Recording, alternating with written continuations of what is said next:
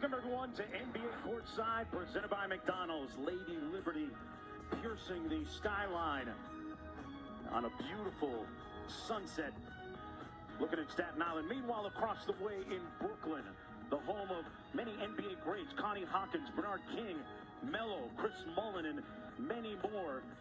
It's Brooklyn taking on the Boston Celtics. You know what? He's not from Brooklyn. He was born in Australia.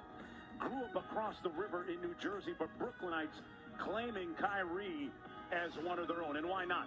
Tonight, he faces Jason Tatum and the Boston Celtics, who have righted the ship in the month of April and heading the right way right now as the regular season winds down. Marcus Smart back and doing his thing for Boston as well, as we take a look at the regular season standings.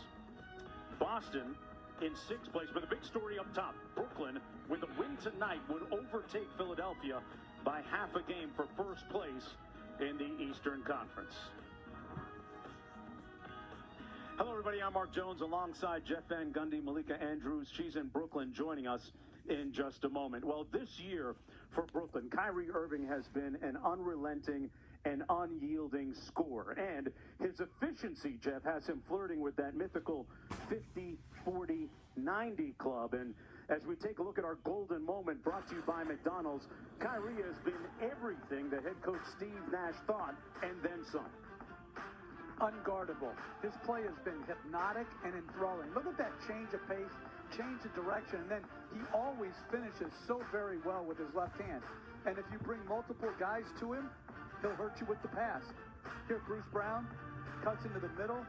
That's where he's at his best, and he finishes a nice little jump hook. But it's the individual offensive ball handling and finishing ability that separates him. An elite shooter, but absolutely terrific finisher. You look at the numbers he's put up against his former teammates.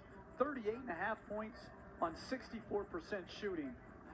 What a 2 games he's had against Boston. Yeah, saving his best for his former team. Certainly has Brad Stevens' attention across the way. Meanwhile, speaking of Brad Stevens and the Boston Celtics, they seem to have finally found an identity here late in the season. They're 8-2 in the month of April, and coming off perhaps their best win of the season against Phoenix. Jason Tatum, Jeff, leading the way. Well, he's been their foundation. He's been rock solid. His handle's improved, his passing has improved, and his strength, you'll see here on this play, his upper body strength to discard Nurkic, a starting center in our league, and be able to finish with force. But it's his length and his shooting ability and taking better quality three-point shots that's led him to having such an efficient year. Those numbers right there, that's a big-time player playing very, very well at the right time of the year. On track to become All-NBA again this season. And boy, when you talk about the health of these respective clubs, Malika Andrews, the training room has been very busy for Brooklyn and Boston. Yes, it has, Mark. It has been very busy. But let's talk about 2 of the big names that are missing tonight. First, let's start with Brooklyn. Kevin Durant is out once again as he continues to deal with that thigh contusion. Part of the reason that he remains out is that he has yet to get in the gym to do some 3-on-3, 4-on-4, 5-on-5. Steve Nash was telling me, in part because this is a team that is still dealing with health and safety protocols around several other players, not Kevin Durant, but that has impacted his ability to get in the gym.